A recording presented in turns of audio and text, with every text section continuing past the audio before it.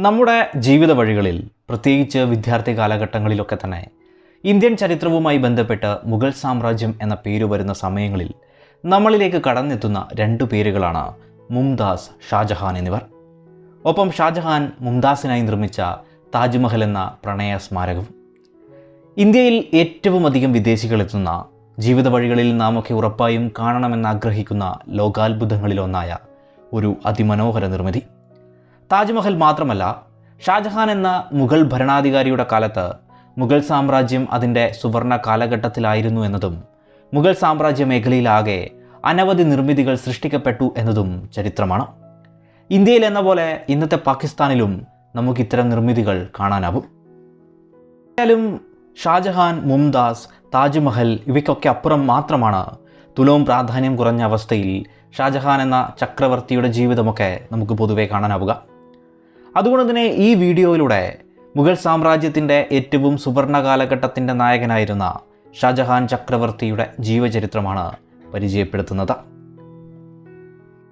ഷാജഹാൻ അഥവാ ഖുറാം എന്നത് മുഗൾ ചക്രവർത്തിയായിരുന്ന ജഹാംഗീറിൻ്റെ 4 ആൺമക്കളിൽ മൂന്നാമനായിരുന്നു. മറ്റുള്ളവർ ഖുസ്രു, പർവേസ്, ഷഹ്രിയാർ എന്നിങ്ങനെയായിരുന്നു. ലാഹോറിൽ 1592 ജനുവരി 5-നാണ് മുഗൾ സാമ്രാജ്യത്തിൻ്റെ അടുത്ത ചക്രവർത്തിയാവേണ്ട ഷാജഹാൻ ജനിക്കുന്നത്. ഷാജഹാൻ്റെ അമ്മയായിരുന്ന ജഗത് ഗൊസൈൻ മേവാറിൻ്റെ രാജ്പൂത് ഭരണാധികാരിയായിരുന്ന ഉദയ് സിംഗിൻ്റെ മകളായിരുന്നു. ഏതായാലും ജഹാംഗീറിൻ്റെ 4 ആൺമക്കളിൽ ഏറെ പ്രിയപ്പെട്ടവൻ ഖുറാം തന്നെയായിരുന്നു. മുത്തച്ഛനായിരുന്ന അക്ബറിൻ്റെ പ്രിയപ്പെട്ടവനും ഇതേ ഖുറാം തന്നെയായിരുന്നു. ബുദ്ധിമാനായ, ഏത് കാര്യവും അതിവേഗം ഗ്രഹിക്കുന്ന, കഴിവുകളേറെയുള്ള, കരുത്തനായ, സുന്ദരനായ ഖുറാമിനെ ഏവരും സ്നേഹിക്കുകയും ചെയ്തു. അച്ഛനായിരുന്ന ജഹാംഗീറിനേക്കാളും മുത്തച്ഛനായിരുന്ന അക്ബർ ഖുറാമിൻ്റെ കാര്യങ്ങളിൽ ശ്രദ്ധ ചെലുത്തിയിരുന്നു. ചെറുപ്പകാലത്ത് തന്നെ കൃത്യമായ വിദ്യാഭ്യാസത്തിലും ആയുധ പരിശീലനത്തിലുമൊക്കെ ഖുറാം മികച്ചു നിന്നു. പേർഷ്യൻ, തുർക്കിഷ്, ഹിന്ദി ഭാഷകളിലൊക്കെ ഖുറാം മികച്ച അറിവും നേടി. ആയുധ പരിശീലനത്തിലൂടെ കുതിരയോട്ടത്തിലും അമ്പെയ്ത്തിലും വാൾപ്പായറ്റിലും തോക്കുപയോഗത്തിലുമെല്ലാം ഖുറാം അഗ്രഗണ്യനായി. സ്വാഭാവികമായും ഭയമില്ലാത്ത, എന്തിനേയും നേരിടുന്ന ഇത്തരം കഴിവുകൾ ഖുറാമിലേക്ക് വന്നു ചേർന്നപ്പോൾ ഭാവിയിൽ അദ്ദേഹം മികച്ചൊരു കമാൻഡറായി മാറുന്നതിനും ചരിത്രം സാക്ഷ്യം വഹിച്ചു. ഏതൊരു മികച്ച ഭരണാധികാരിയെയും പോലെ തന്നെ എന്തിനേയും നേരിടാൻ ഉതകുന്ന മനക്കരുത്തും ശക്തിയും അദ്ദേഹത്തിനുണ്ടായിരുന്നതായി ചരിത്രം പറയുന്നുണ്ട്. അതായത് a man of extra ordinary ability and capacity എന്നാണ് ഖുറാമിനെ പറ്റി എഴുതിയിട്ടുള്ളത്. സ്വാഭാവികമായും ഖുറാമിന് 15 വയസ്സുള്ളപ്പോൾ തന്നെ അദ്ദേഹം ഏതാണ്ട് 13,000-ഓളം വരുന്ന പടയുടെ നായകനായി മാറി. 1608 അദ്ദേഹം ഹരിയാന മേഖലകളുടെ ഗവർണറുമായി മാറി. 1611 അദ്ദേഹത്തിൻ്റെ സൈന്യം 15,000-ലേക്ക് ഉയർത്തുകയും ചെയ്തു. ഇതേ 15 വയസ്സുകാലത്താണ് ഷാജഹാൻ മുംതാസിനെ കാണുന്നതും പ്രണയത്തിലാവുന്നതുമെല്ലാം. കുടുംബാംഗങ്ങൾ നിശ്ചയിച്ചുറപ്പിച്ച വിവാഹവുമായി മാറിയത്. എങ്കിലും കൊട്ടാര ജ്യോതിഷികളുടെ നിർദ്ദേശപ്രകാരം ഏറ്റവും നല്ല ദിവസത്തിനായി ആ കല്യാണം 5 വർഷം നീട്ടിവെക്കുകയും 1612 മാത്രമാണ് ഷാജഹാനും മുംതാസും കല്യാണം ഔദ്യോഗികമായി കഴിക്കുന്നത്. മുംതാസ് മഹലുമായുള്ള പ്രണയം ഷാജഹാനെ അധികാര മേഖലകളിലേക്ക് എത്തിക്കുന്നതിലും നിർണായക പങ്ക് വഹിച്ചിട്ടുണ്ട്.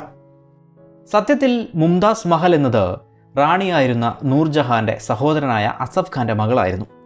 ഉദ്യോഗസ്ഥ തലങ്ങളിൽ ഉയർന്നു നിന്നിരുന്ന അസഫ് ഖാൻ്റെ സാന്നിധ്യവും ഇടപെടലുകളും ഷാജഹാന് തൻ്റെ ശക്തി ഉയർത്തുന്നതിൽ നിർണായകമായിരുന്നു എന്നും പറയാം.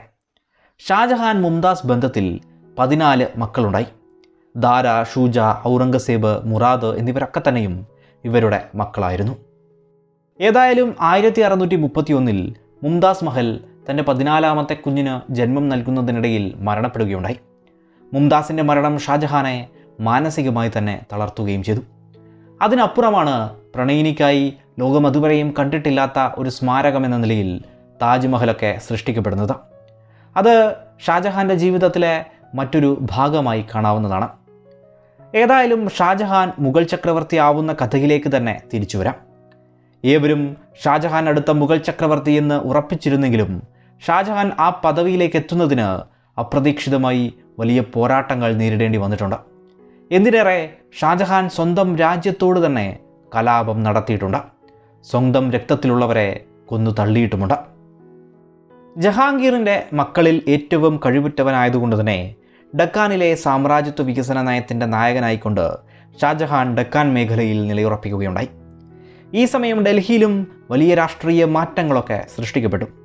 അതിൽ പ്രധാനം ചക്രവർത്തിയായ ജഹാംഗീർ അസുഖബാധിതനാവുന്നതും രാഷ്ട്രീയ ശക്തിയൊക്കെ കൂടുതലായും റാണിയായിരുന്ന നൂർജഹാൻ്റെ കൈകളിലേക്ക് എത്തുന്നതുമാണ്. ആദ്യകാലങ്ങളിൽ നൂർജഹാനും ഷാജഹാൻ തന്നെ മികച്ചവൻ എന്നൊരു ആശയത്തിലായിരുന്നെങ്കിലും നൂർജഹാൻ്റെ മറ്റൊരു ഭർത്താവിലെ മകളായ ലാഡ്ലി ബീഗത്തെ ജഹാംഗീറിൻ്റെ മറ്റൊരു മകനായ ഷഹരിയാറെ കൊണ്ട് വിവാഹം കഴിപ്പിക്കുകയുണ്ടായതോടെ ഷഹരിയാറെ അടുത്ത ചക്രവർത്തിയാക്കാനുള്ള നീക്കങ്ങളുമായി നൂർജഹാൻ മുന്നോട്ട് പോയി. അതോടെ ഇത് നൂർജഹാൻ പോരാട്ടങ്ങൾക്കാണ് വഴിതെളിച്ചത്. നൂർജഹാൻ്റെ സ്വാധീനത്തിൽ ജഹാംഗീർ ഷാജഹാനെ തഴയുന്നതായി കൂടി ഷാജഹാന് തോന്നിയതോടെ ആഭ്യന്തരമായി തന്നെ പ്രശ്നങ്ങളും സൃഷ്ടിക്കപ്പെടുകയുണ്ടായി. ഷാജഹാൻ മുഗൾ സാമ്രാജ്യത്തോട് തന്നെ യുദ്ധം ചെയ്യുന്ന അവസ്ഥ അവിടെ ഉണ്ടാവുകയാണ്. ഏതാണ്ട് 3-4 വർഷം നീണ്ടുനിന്ന ഒരു കലാപം കൂടിയായിരുന്നു അത് സാമ്രാജ്യത്തിന് വലിയ തോതിൽ പ്രശ്നങ്ങളും സൃഷ്ടിക്കപ്പെടുകയുണ്ടായി. അതിനുള്ള പ്രധാന കാരണം കാണ്ഡഹാർ മുഗൾ സാമ്രാജ്യത്തിന് നഷ്ടപ്പെടുന്നതാണ്. 1622 കാണ്ഡഹാർ പേർഷ്യക്കാർ കീഴടക്കുകയുണ്ടായി. ഇത് തിരിച്ചു പിടിക്കാനായി കാണ്ഡഹാറിലേക്ക് ഒരു സൈനിക നീക്കം നടത്താനായി ഷാജഹാനോട് ജഹാംഗീർ ആവശ്യപ്പെട്ടു. സ്വാഭാവികമായും രാജധാനിയിൽ ഷാജഹാൻ്റെ നേരിട്ടുള്ള ശക്തി കുറയ്ക്കാനുള്ള ഒരു സാധ്യതയായി നൂർജഹാൻ ഇതിനെ നോക്കിക്കാണുകയും ചെയ്തു. സൈനിക നടപടി കുറേക്കാലം നീണ്ടുപോകുമെന്നുള്ളതും തൻ്റെ അഭാവത്തിൽ കൊട്ടാരത്തിൽ തനിക്കെതിരെ പല നീക്കങ്ങൾ സൃഷ്ടിക്കപ്പെടും എന്നുള്ളതുമൊക്കെ ഷാജഹാനും മനസ്സിലാക്കുകയുണ്ടായി. അതുകൊണ്ട് തന്നെ ഷാജഹാൻ കാണ്ഡഹാറിലേക്ക് മാർച്ച് ചെയ്യാമെന്നും എന്നാൽ ഡക്കാൻ സൈന്യത്തിൻ്റെ പൂർണ്ണ നിയന്ത്രണം, പഞ്ചാബിനുമേൽ സമ്പൂർണ്ണമായ അവകാശം, പ്രധാനപ്പെട്ട പല കോട്ടകളുടെയും നിയന്ത്രണാധികാരം ഇത്യാദി ആവശ്യങ്ങൾ ചക്രവർത്തിയോട് ഷാജഹാൻ തിരിച്ചു ഉന്നയിക്കുകയുണ്ടായി. എന്നാൽ ഇത്തരത്തിലുള്ള ഒരു മറുപടി ജഹാംഗീർ ചക്രവർത്തിയെ രോഷാകുലനാക്കുകയാണ് ഉണ്ടായത്. ഷാജഹാനെതിരെ പരുഷമായ ഭാഷയിൽ തന്നെ ജഹാംഗീർ കത്തയക്കുകയും ഇതിനൊക്കെ തന്നെ തക്കതായ ശിക്ഷാ നടപടികളുണ്ടാവുമെന്നും കീഴിലുള്ള സൈന്യത്തെ ഉടൻ തിരിച്ച് ആഗ്രയിലേക്ക് അയക്കാനും അദ്ദേഹം കൽപ്പന പുറപ്പെടുവിച്ചു. ഈ സമയം പ്രശ്നം കൂടുതൽ സങ്കീർണമാക്കുന്നതിനായി നൂർജഹാൻ്റെ വക പല നടപടികളും ഉണ്ടായി. ഏതായാലും സൈന്യത്തെ തിരിച്ചയക്കണമെന്ന ആവശ്യം ഷാജഹാൻ നിരാകരിച്ചു. ഇത് മുഗൾ സാമ്രാജ്യത്തിനുള്ളിൽ തന്നെ ഒരു കലാപക്കൊടി ഉയർത്തുകയുണ്ടായി. ഇതിനിടയിൽ ആഗ്രയിലെ നിധിശേഖരം നേടാനായി ഷാജഹാൻ ഒരു മിന്നലാക്രമണമൊക്കെ നടത്തുകയുണ്ടായി. സ്വാഭാവികമായും മകനായ ഷാജഹാൻ്റെ നടപടികളെ പിടിച്ചു കെട്ടാനായി ജഹാംഗീർ തൻ്റെ ഏറ്റവും ശക്തനായ സേനാനായകൻ മഹബത് ഖാനെ ലാഹോറിൽ നിന്ന് വിളിച്ചു വരുത്തുകയും ഷാജഹാൻ്റെ കലാപം അടിച്ചമർത്താനും നിർദ്ദേശിച്ചു. ഇതിനായുള്ള ഉത്തരവാദിത്വം ജഹാംഗീറിൻ്റെ രണ്ടാമത്തെ മകനായ പർവേസ് മിർസയ്ക്കും നൽകുകയുണ്ടായി. പർവീസിനെ താക്കോൽ സ്ഥാനത്ത് നിർത്തിയെങ്കിൽ പോലും യഥാർത്ഥ നിയന്ത്രണമൊക്കെ മുഹമ്മദ് ഖാൻ്റെ കയ്യിൽ തന്നെയായിരുന്നു. ഇത് മറ്റൊരു കാര്യം കൂടി പ്രകടമാക്കുന്നുണ്ട്. മകനായ പർവേസിനും ഷാജഹാനോട് ഏറ്റുമുട്ടാൻ മാത്രമുള്ള യാതൊരു കഴിവുകളും ഇല്ലായിരുന്നു എന്നതുതന്നെ. അങ്ങനെ മുഹമ്മദ് ഖാൻ്റെ നേതൃത്വത്തിലുള്ള സൈന്യം ഷാജഹാനെ നേരിടാനായി പുറപ്പെടുകയും ഡൽഹിക്കടുത്ത് വെച്ച് തന്നെ ഒരു ഏറ്റുമുട്ടൽ ഉണ്ടാവുകയും ചെയ്തു. അങ്ങനെ ഈ യുദ്ധത്തിൽ ഷാജഹാൻ പരാജയപ്പെട്ടു എന്ന് മാത്രമല്ല, മുഗൾ അതിർത്തികളിൽ നിന്ന് പോലും രക്ഷപ്പെട്ട് ഓടിപ്പോവേണ്ട അവസ്ഥയും വന്നു ഷാജഹാന്. എന്നാൽ പിന്മാറേണ്ടി വന്നെങ്കിലും ഷാജഹാൻ വെറുതെ ഇരുന്നൊന്നുമില്ല. ബിജാപൂർ മേഖലകളുടെ സഹായത്തോടെ വീണ്ടും ആക്രമണം നടത്തുകയുണ്ടായി. എന്നാൽ മുഹമ്മദ് ഖാൻ സൈന്യത്തോടൊപ്പം ഷാജഹാനെ തേടി വരികയും അതോടെ ഷാജഹാന് വീണ്ടും രക്ഷപ്പെടേണ്ട അവസ്ഥ വരികയുമുണ്ടായി. പിന്നീടുള്ള വർഷങ്ങൾ എന്നത് ഷാജഹാൻ്റെ ആക്രമണങ്ങളും മുഹമ്മദ് ഖാൻ്റെ തിരിച്ചടികളും എന്ന പോലെ നീണ്ടയൊരു സംഘട്ടനങ്ങളുടെ കാലമായിരുന്നു. തുടർന്ന് ഷാജഹാൻ ഒഡീഷ വഴി മുന്നേറി ബംഗാളിലൂടെ കടന്ന് മറ്റൊരു അപ്രതീക്ഷിത ആക്രമണത്തിന് തുടക്കമിട്ടു. എന്നാൽ ഇതറിഞ്ഞ മുഹമ്മദ് ഖാൻ്റെ സൈന്യം ഈ മേഖലകളിലേക്ക് പാഞ്ഞെത്തുകയും ഷാജഹാനെ വീണ്ടും തടയുകയും തോൽപ്പിക്കുകയും ചെയ്തു. അതോടെ ഷാജഹാന് വീണ്ടും ഡക്കാൻ മേഖലകളിലേക്ക് തന്നെ പിന്മാറേണ്ടി വന്നു. ഈ കാലങ്ങളിലുണ്ടായ സൈനിക സംഘട്ടനങ്ങളിലൊക്കെ തന്നെയും മുഹമ്മദ് ഖാന് മുന്നിൽ ഷാജഹാന് പിടിച്ചു നിൽക്കാൻ പോലും പറ്റിയില്ല. എന്നാൽ ഈ പോരാട്ടങ്ങൾക്കിടയിൽ ഷാജഹാന് അസുഖം പിടിപെട്ടതോടെ ഷാജഹാൻ്റെ വിശ്വസ്തരായ ഉദ്യോഗസ്ഥർക്ക് പോലും ആത്മവിശ്വാസം നഷ്ടപ്പെടുകയും പലരും കളം മാറ്റി ചവിട്ടുന്ന അവസ്ഥയും അവിടെ ഉണ്ടായി തുടങ്ങി. അതോടുകൂടി ഷാജഹാൻ നിലപാട് മാറ്റുകയും ചക്രവർത്തിയായ ജഹാംഗീറിനോട് പൂർവാധികം മാപ്പപേക്ഷിക്കുകയും ചെയ്തു. തൻ്റെ മക്കളിൽ ഏറ്റവും ശക്തിയും കഴിവുമുള്ള ഷാജഹാന് മാപ്പ് കൊടുക്കേണ്ടത് സാമ്രാജ്യത്തിൻ്റെ നിലനിൽപ്പിൻ്റെ ആവശ്യകത കൂടിയാണെന്നിരിക്കെ ഷാജഹാന് ജഹാംഗീർ മാപ്പ് നൽകുകയുണ്ടായി. ഒത്തുതീർപ്പനുസരിച്ച് ഷാജഹാൻ്റെ മക്കളായ ദാരയെയും ഔറംഗസേബിനെയും ഒക്കെ ബന്ദികളാക്കി കൊട്ടാരത്തിലേക്ക് വിട്ടുകൊടുക്കുക പോലുമുണ്ടായി. അങ്ങനെ ഷാജഹാൻ ഉയർത്തിയ കലാപം അതിദയനീയമായി പരാജയപ്പെടുകയാണ് ഉണ്ടായത്. എന്നാൽ ഇതിന് മറ്റ് ചില പ്രത്യാഘാതങ്ങൾ കൂടിയുണ്ട്. 1623 ആരംഭിച്ച ഈ ഒരു കലാപക്കൊടി അവസാനിക്കുന്നത് 1626 മാത്രമാണ്. ഈ കാലത്ത് സാമ്രാജ്യത്തിനുള്ളിൽ വച്ച് തന്നെ ഒരേ വിഭാഗം സൈന്യം തമ്മിൽ തല്ലുകയും അത് സാമ്രാജ്യത്തിൻ്റെ സാമ്പത്തിക ഭദ്രതയ്ക്ക് തന്നെ പ്രശ്നങ്ങൾ സൃഷ്ടിക്കുകയും ചെയ്തു. മുഗൾ സാമ്രാജ്യത്തിന് കണ്ടഹാർ പ്രദേശങ്ങൾ നഷ്ടപ്പെടുകയുമുണ്ടായി. മഹബൂബ് ഖാൻ്റെ മികവുറ്റ സൈന്യത്തിന് മുന്നിൽ ഷാജഹാന് പിടിച്ചു നിൽക്കാനായില്ല എന്ന് പറഞ്ഞല്ലോ. എന്നാൽ പിൽക്കാലത്ത് നൂർജഹാൻ്റെ നടപടികളിൽ പ്രതിഷേധിച്ചുകൊണ്ട് മഹബൂബ് ഖാൻ ഷാജഹാനൊപ്പം നിന്നു എന്നതും മറ്റൊരു ചരിത്രമാണ്. ഇതേ കാലം തന്നെ ആരോഗ്യ പ്രശ്നങ്ങൾ നേരിട്ടിരുന്ന ജഹാംഗീർ 1627 മരണപ്പെടുകയുണ്ടായി. ഈ സമയം അധികാര മേഖലകളിലൊക്കെ തന്നെ നിർണായക സ്വാധീനമായി നിലനിന്നിരുന്നത് ഭാര്യയായ നൂർജഹാനുമാണ്. അങ്ങനെ ജഹാംഗീറിൻ്റെ ഇളയ മകനായ ഷഹറിയാറെ ചക്രവർത്തിയാക്കാൻ നൂർജഹാൻ നീക്കങ്ങൾ തുടങ്ങി. മുഗൾ രാജധാനി തന്നെ ഇതോടെ ഉപജാപങ്ങളുടെയും പ്രത്യുപജാപങ്ങളുടെയും ഒക്കെ വേദിയായി മാറി. ഈ സമയം ഷഹറിയാർ അങ്ങ് ലാഹോറിലായിരുന്നു. നൂർജഹാൻ്റെ സ്വാധീനത്തിൽ ഷഹറിയാർ സ്വയം ചക്രവർത്തിയായി പ്രഖ്യാപിക്കുകയും മുഗൾ ഉദ്യോഗസ്ഥർക്കൊക്കെ പണവും ഉദ്യോഗ കയറ്റവും ഒക്കെ നൽകി സ്വാധീനിക്കാൻ ശ്രമിക്കുകയും ചെയ്തു.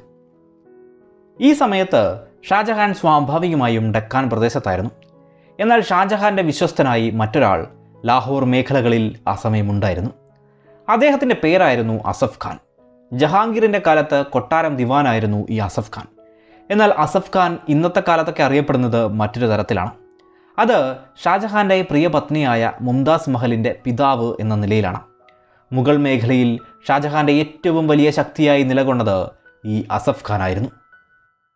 സ്വാഭാവികമായും ഷാജഹാനെ മുഗൾ ചക്രവർത്തി പദത്തിലേക്ക് എത്തിക്കാൻ ഒരു അവസരത്തിനായി അസഫ് ഖാൻ കാത്തിരിക്കുകയായിരുന്നു എന്ന് പറയാം. അപ്രകാരം ജഹാംഗീറിൻ്റെ മരണത്തിനപ്പുറം ഒരു പിന്തുടർച്ചാ സമരം പൊട്ടിപ്പുറപ്പെട്ട സമയത്ത് അസഫ് ഖാൻ രംഗത്തിറങ്ങുക തന്നെ ചെയ്തു. ഈ സമയം അസഫ് ഖാൻ ലാഹോറിൻ്റെ ഗവർണർ കൂടിയായിരുന്നു. ഡക്കാനിലായിരുന്ന ഷാജഹാനോട് തൻ്റെ സൈന്യത്തോടൊപ്പം എത്രയും പെട്ടെന്ന് രാജധാനിയിലെത്താൻ അസഫ് ഖാൻ നിർദ്ദേശം നൽകുകയും പുതിയ സ്വയം പ്രഖ്യാപിത ഭരണാധികാരിക്കെതിരെ അസഫ് ഖാൻ പരസ്യമായി തന്നെ രംഗത്ത് വരികയും ചെയ്തു. അസഫ് ഖാൻ ജഹാംഗീറിൻ്റെ കൊച്ചുമകനായ ദാവർ ബക്ഷനെ സ്ഥാനം സംരക്ഷിക്കുന്നതിനായി മുഗൾ സാമ്രാജ്യത്തിൻ്റെ ചക്രവർത്തിയായി വാഴിക്കുകയുണ്ടായി. നൂർജഹാൻ്റെ അതിവേഗ നീക്കങ്ങളെ പ്രതിരോധിക്കാൻ കൂടി വേണ്ടിയിട്ടായിരുന്നു ഇങ്ങനെ അദ്ദേഹം ചെയ്തത്. അങ്ങനെ മുഗൾ സൈന്യം തന്നെ രണ്ടായി മാറുകയും ഇരുകൂട്ടരും ലാഹോറിനടുത്ത് വെച്ച് ഏറ്റുമുട്ടുകയുണ്ടായി.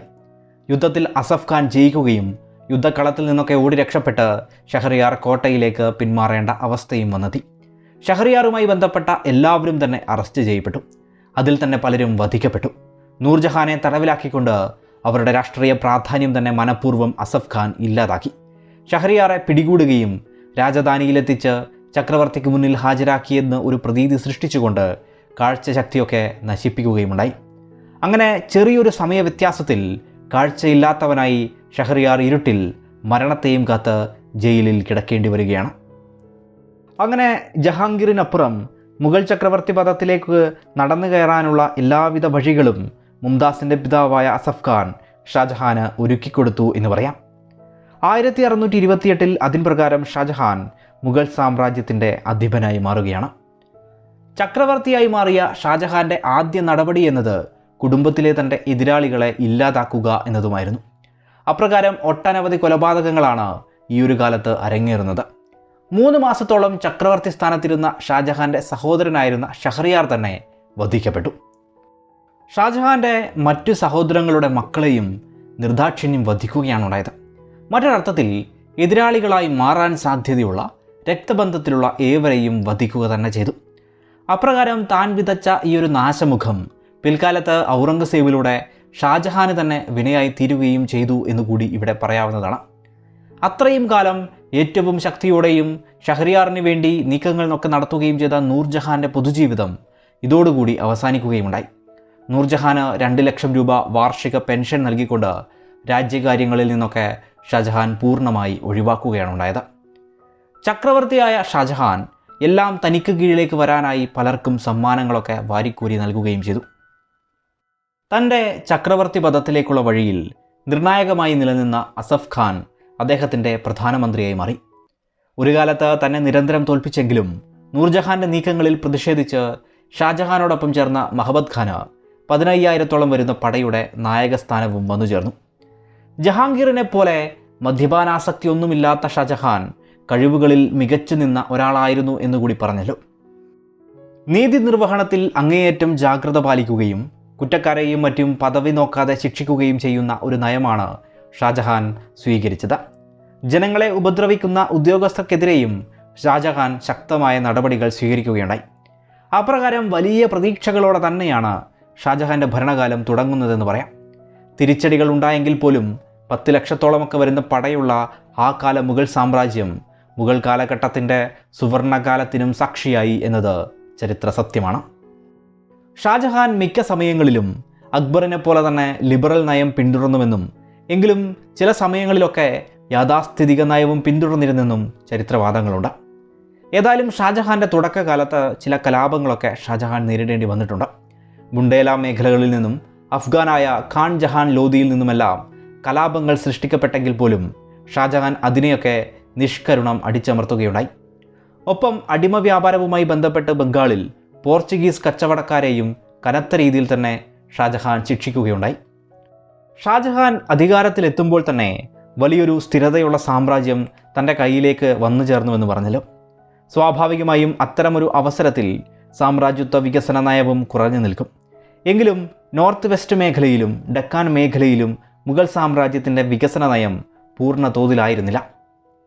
പ്രത്യേകിച്ച് കാണ്ഡഹാർ മേഖലകളിൽ മുഗളും പേർഷ്യക്കാരും തമ്മിൽ കാണ്ഡഹാർ പ്രദേശവുമായി ബന്ധപ്പെട്ട് നിരന്തരം പോരടിച്ചിരുന്ന ഒരു കാലമായിരുന്നു അത്. ജഹാംഗീറിൻ്റെ ഭരണകാലത്ത് തന്നെ കാണ്ഡഹാർ മേഖല നഷ്ടപ്പെടുകയുമുണ്ടായി. എന്നാൽ പിന്നീട് 1638 പേർഷ്യൻ ഗവർണറായിരുന്ന അലി മർദാൻ ഖാൻ കോട്ടയും മറ്റും മുഗളിനു മുന്നിൽ വച്ച് കീഴടങ്ങുകയുണ്ടായി. അതോടെ ഷാജഹാൻ വീണ്ടും വിജയിക്കുകയാണ്.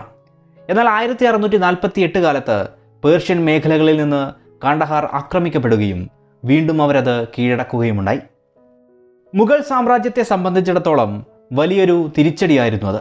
കാണ്ഡഹാർ തിരിച്ചുപിടിക്കാനായി 1649, 1653 കാലത്ത് 3 പടയോട്ടങ്ങൾ ഷാജഹാൻ നടത്തുകയുണ്ടായി.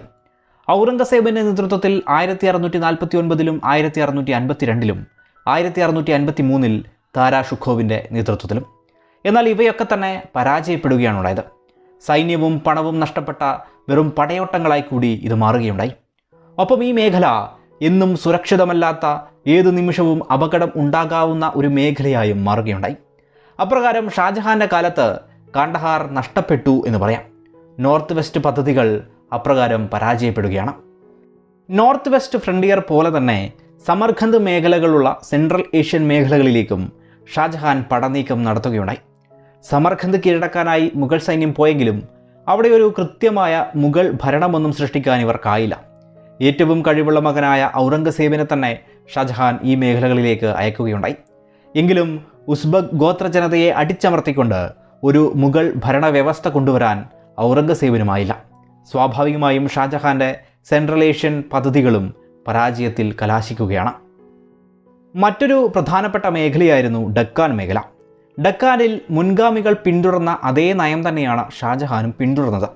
അക്ബർ കന്ദേശും ബേറാറുമൊക്കെ മുഗൾ സാമ്രാജ്യത്തോട് കൂട്ടിച്ചേർത്തിരുന്നു. ജഹാംഗീറിൻ്റെ കാലത്ത് അഹമ്മദ് നഗർ പിടിച്ചെടുക്കാൻ ശ്രമങ്ങളൊക്കെ ഉണ്ടായെങ്കിലും കഴിവുറ്റ പ്രധാനമന്ത്രിയായിരുന്ന മാലിക് അംബറിൻ്റെ നേതൃത്വത്തിലുള്ള പ്രതിരോധം മുഗൾ സേനയ്ക്ക് ആ കാലത്ത് തിരിച്ചടിയായി.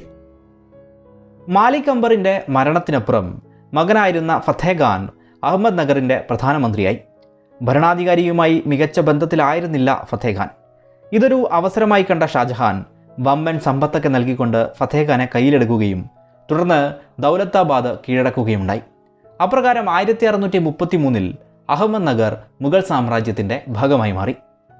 ഷാജഹാനെയും മുഗൾ സൈന്യത്തിൻ്റെ ആക്രമണത്തെയും ഭയന്നിരുന്ന ഗോൽക്കൊണ്ടയും ബിജാപൂരുമൊക്കെ മുഗൾ അധീശത്വം അംഗീകരിച്ചുകൊണ്ട് വലിയ തുക പാട്ടമായി നൽകുകയാണുണ്ടായത്.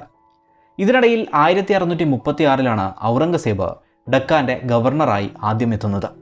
കുറച്ചു കാലത്തിനപ്പുറം ഏഷ്യൻ പടയോട്ടങ്ങൾക്കായി അദ്ദേഹം പോവുകയുണ്ടായി. 1653 ഔറംഗസേബ് വീണ്ടും ഡക്കാൻ്റെ ഗവർണറായി വരികയുണ്ടായി. എന്നാൽ ഇത്തവണ ഗോൽക്കൊണ്ടയും ബിജാപൂരുമൊക്കെ കീഴടക്കുക എന്നതും താനാണ് മികച്ചവൻ എന്ന് കാണിക്കുക എന്ന ലക്ഷ്യവും കൂടി അദ്ദേഹത്തിനുണ്ടായിരുന്നു. 1656 ഔറംഗസേബ് ഗോൽക്കൊണ്ട ആക്രമിക്കുകയുണ്ടായി. എന്നാൽ വിജയത്തിന് തൊട്ടു മുൻപായി യുദ്ധം അവസാനിപ്പിക്കാനുള്ള കൽപ്പന ഡൽഹിയിൽ നിന്ന് വരികയുണ്ടായി. തൻ്റെ വിജയം തടയുന്നതിനായി ദാരാ ഷുക്കോവ് നടത്തിയ രാഷ്ട്രീയ നീക്കമാണിതെന്ന് ഔറംഗസേബ് ആരോപിക്കുക പോലുമുണ്ടായി. ഏതായാലും 1657 ഷാജഹാൻ അസുഖബാധിതനായി മാറി എന്നറിഞ്ഞ ഔറംഗസേബ് ഗോൽക്കൊണ്ടയും ബിജാപൂരുമൊക്കെ വിട്ട് ഡൽഹിയിലേക്ക് മടങ്ങുകയാണ് ഉണ്ടായത്. അതുകൊണ്ട് തന്നെ ഷാജഹാൻ്റെ ഡക്കാൻ നയം പാതി വിജയം മാത്രമായി കാണാവുന്നതാണ്. ഷാജഹാനുമായി ബന്ധപ്പെട്ട് എടുത്തു പറയുന്ന യുദ്ധങ്ങൾ ഇവയൊക്കെ ആണെങ്കിൽ പോലും ഷാജഹാൻ എന്ന പേര് വരുമ്പോൾ തന്നെ എടുത്തു പറയേണ്ട കാര്യമാണ് നിർമ്മിതികൾ എന്നത്. തൻ്റെ എല്ലാ മുൻഗാമികളെയും ഏത് വിധേനയും പിന്നിലേക്ക് നിർത്തുന്ന നിർമ്മിതികൾ കൂടിയാണ് ഷാജഹാൻ ഈ ലോകത്തിനായി നിർമ്മിച്ചു വച്ചിട്ടുള്ളതൊക്കെ തന്നെ. അക്ബർ ഫത്തേപൂർ സിക്രി എന്ന അതിമനോഹര നഗരം സൃഷ്ടിക്കുകയും ബുലന്ദ് ദർവാസ എന്ന അതിമനോഹര ഗേറ്റ് വേ സൃഷ്ടിച്ചപ്പോഴും ഇതുപോലൊരു നിർമ്മിതി ഇനി ഉണ്ടാവില്ല എന്ന തരത്തിൽ ആ കാലത്തെ എഴുത്തുകൾ സൃഷ്ടിക്കപ്പെടുകയുണ്ടായി. എന്നാൽ ഷാജഹാൻ നിർമ്മിച്ചു വെച്ചത് മുഗളിൻ്റെ സുവർണകാലത്തെ കൂടി അടയാളപ്പെടുത്തുന്ന അതിമനോഹരമായ നിർമ്മിതികളായിരുന്നു. എടുത്തു പറയേണ്ട ചില നിർമ്മിതികളും അതിലുണ്ട്. ആദ്യമേ തന്നെ ചെങ്കോട്ട തന്നെ പറയാം. ഏതാണ്ട് 9 വർഷത്തോളം കാലം എടുത്ത് നിർമ്മിച്ച ഈ കോട്ടയിൽ മോത്തി മഹൽ, ഹീരാ മഹൽ, രംഗ് മഹൽ തുടങ്ങി അനേകം നിർമ്മിതികളെ നമുക്ക് കാണാനാവും. ചക്രവർത്തിക്ക് മാത്രമുള്ള ദിവാനി ഖാസ് എന്ന ഇടം അമൂല്യമായ രത്നങ്ങൾ കൊണ്ട് ഒരുക്കി വെച്ച അതിമനോഹരമായ ഒരു പ്രദേശമാണ്. അവിടം കൊത്തിവച്ചിരിക്കുന്നത് തന്നെ ഭൂമിയിൽ ഒരു സ്വർഗമുണ്ടെങ്കിൽ അത് ഇതാണ് എന്ന നിലയിലാണ്. മറ്റൊന്ന് ആഗ്ര കോട്ടയാണ്. ആഗ്ര കോട്ട അക്ബർ നിർമ്മിച്ചതാണെങ്കിൽ കൂടി ഷാജഹാൻ അതിനെ മാർബിളുകളടക്കം ചേർത്ത് പൂർണ്ണമായും നവീകരിക്കുകയുണ്ടായി. മോത്തി മസ്ജിദ് പോലെ പല പുതിയ നിർമ്മിതികളും സൃഷ്ടിക്കുകയും ചെയ്തു. ഈ ആഗ്ര കോട്ടയിലാണ് ഷാജഹാൻ തൻ്റെ തടവ് ജീവിതമൊക്കെ ജീവിച്ചു തീർത്തത് എന്നും പറയാം. മറ്റൊന്നാണ് ഡൽഹിയിലെ ജമാ മസ്ജിദ്. വർഷങ്ങളെടുത്ത് ചുവന്ന കല്ലിൽ തീർത്ത ഈ മസ്ജിദ് 1656 കാലത്താണ് പൂർത്തിയായത്. മറ്റൊന്നാണ് ഏവർക്കും അറിയുന്ന താജ്മഹൽ. 22 വർഷമെടുത്ത് 3 കോടിയിലധികം ചെലവിട്ട് സൃഷ്ടിച്ച മാർബിളിലെ സ്വപ്നമായിട്ടാണ് താജ്മഹലിനെ ആ കാലത്ത് ഇന്ത്യയിലെത്തിയ എഴുത്തുകാർ പോലും എഴുതി വച്ചിട്ടുള്ളത്. ഏതായാലും മുംതാസ് ഷാജഹാൻ പ്രണയത്തിൻ്റെ അടയാളമായി താജ്മഹൽ നിലനിൽക്കുന്നു. മറ്റൊന്നാണ് പീകോക്ക് ത്രോൺ. ഷാജഹാന് വേണ്ടി തന്നെ നിർമ്മിച്ചതായിരുന്നു ഇത്. ഏതാണ്ട് 1 കോടിയോളം രൂപ ചെലവിട്ട് അമൂല്യമായ രത്നങ്ങളും സ്വർണവും മാത്രം ചേർത്ത് നിർമ്മിച്ച ഒരു അതിമനോഹര നിർമ്മിതി. പിൽക്കാലത്ത് 1738 നാദിർ ഷാ ആക്രമിച്ചതിനപ്പുറം ഈ മയൂര സിംഹാസനം നാദിർ ഷാ കൊണ്ടുപോയെന്നും അദ്ദേഹത്തിൻ്റെ മരണത്തിനപ്പുറം ഇത് നശിപ്പിക്കപ്പെട്ടെന്നും പറയുന്നു. ഏതായാലും സാഹിത്യത്തിനും കലകൾക്കും നിർമ്മിതികൾക്കുമൊക്കെ അത്രമേൽ സംഭാവനകൾ നൽകിയ ഒരു ഭരണാധികാരിയായി ഷാജഹാനെ കാണാവുന്നതാണ്. എങ്കിലും ഇതിനായുള്ള ധൂർത്ത് സാമ്രാജ്യത്തിന് വലിയ നഷ്ടങ്ങൾ ഉണ്ടാക്കിയിട്ടുണ്ട് എന്നും പറയാവുന്നതാണ്. അതൊരു പക്ഷേ സാമ്രാജ്യത്തിൻ്റെ സാമ്പത്തിക അധപ്പതനത്തിന് തുടക്കം കുറിച്ചു എന്ന് വേണമെങ്കിലും പറയാം. വ്യവസ്ഥിതി പിന്തുടർന്നു എന്നല്ലാതെ വ്യവസായ വാണിജ്യ അഭിവൃദ്ധിയോ കാർഷിക പരിഷ്കാരങ്ങളിലോ ഒന്നും തന്നെ ഷാജഹാൻ കാര്യമായി ഒന്നും ചെയ്തതായും കാണാനാവില്ല. സാമ്രാജ്യത്വ വികസനത്തിലും സൈനിക പ്രവർത്തനങ്ങളിലും ഷാജഹാൻ കാര്യമായ വിജയമൊന്നും നേടിയതായും പറയുക സാധ്യമല്ല. ഷാജഹാൻ്റെ ഭരണകാലം സൈനിക പരാജയങ്ങളുടെ ഒരു പട്ടികയും കാഴ്ചവെക്കുന്നുണ്ട്. കാണ്ഡഹാർ വീണ്ടും നഷ്ടപ്പെട്ടത് മുഗൾ സാമ്രാജ്യത്തിന് ഏൽക്കേണ്ടി വന്ന ഒരു വലിയ ആഘാതമായി മാറുകയുണ്ടായി. അത് സംഭവിച്ചതും ഷാജഹാൻ്റെ കാലത്ത് തന്നെയാണ്. ഏതായാലും അതിഗംഭീരമായി തുടങ്ങിയ ഒരു ഭരണം ഒരു ദുരന്തമെന്ന പോലെ അവസാനിക്കുന്നതാണ് ഷാജഹാൻ്റെ ജീവിതമെന്ന് പറയാം. രക്തപ്പുഴ ഒഴുക്കിക്കൊണ്ട് ഷാജഹാൻ അധികാരത്തിലെത്തിയതുപോലെ തന്നെ അദ്ദേഹത്തിൻ്റെ പുത്രനായ ഔറംഗസേബും അധികാരത്തിലേറുകയുണ്ടായി. ഷാജഹാൻ അധികാരത്തിലെത്താൻ ആഗ്രഹിച്ചിരുന്ന മകനായ ദാരോ ഷുക്കോവിനെ അടക്കം നിർദാക്ഷിണ്യം വധിച്ചുകൊണ്ടാണ് ഔറംഗസേബ് അധികാര വഴികളിലേക്ക് നടന്നു കയറുകയുണ്ടായത്. പുത്രന്മാർ തമ്മിലുള്ള യുദ്ധം ഷാജഹാന് കാണേണ്ടിയും വന്നു. ഏതായാലും ഔറംഗസേബ് അധികാരത്തിലെത്തിയതിനപ്പുറം ഏതാണ്ട് 8 വർഷത്തോളം കാലം ആഗ്ര കോട്ടയിൽ ഒരു തടവുകാരനായി ജീവിക്കേണ്ടി വന്ന് 1666 മാത്രമാണ് ഷാജഹാൻ മരിക്കുന്നത്.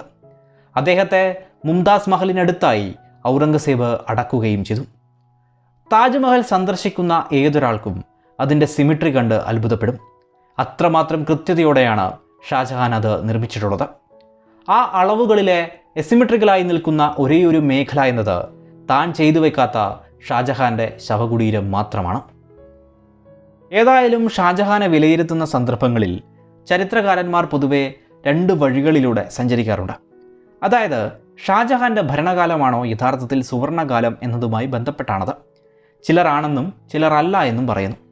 മറ്റൊന്ന്, അദ്ദേഹം മികച്ച സ്വഭാവമുള്ള, ഉദാര നയമുള്ള, കലകളെയും സാഹിത്യത്തെയും ഒക്കെ സംരക്ഷിച്ച ഒരു ഭരണാധിപനായും മറ്റു ചിലർ ക്രൂരനായ, യാഥാസ്ഥിതിക ബോധമുള്ള ഒരു ഭരണാധികാരിയായും നോക്കിക്കാണുന്നു. അദ്ദേഹം ഏതായാലും മികച്ച വിദ്യാഭ്യാസമൊക്കെ നേടിയ, കലകളെയും സാഹിത്യത്തെയും ഒക്കെ സംരക്ഷിച്ച ഒരാളായി തന്നെ കാണാവുന്നതാണ്.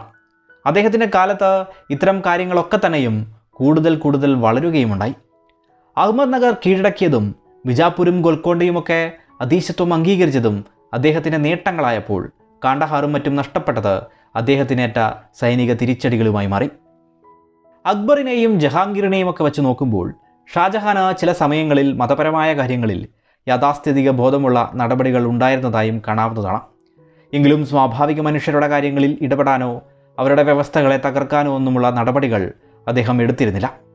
എന്തൊക്കെയാണെങ്കിലും അദ്ദേഹത്തിൻ്റെ ഭരണകാലം എന്നത് മുഗൾ ഭരണത്തിൻ്റെ സുവർണ കാലഘട്ടമായി നിലനിൽക്കുന്നു. ചരിത്രകാരന്മാർ ഷാജഹാനെ അക്ബറിന് താഴെയും എന്നാൽ ജഹാംഗീറിന് മുകളിലുമായി ചക്രവർത്തി എന്ന നിലയിൽ പ്രതിഷ്ഠിച്ചിരിക്കുകയും ചെയ്യുന്നു.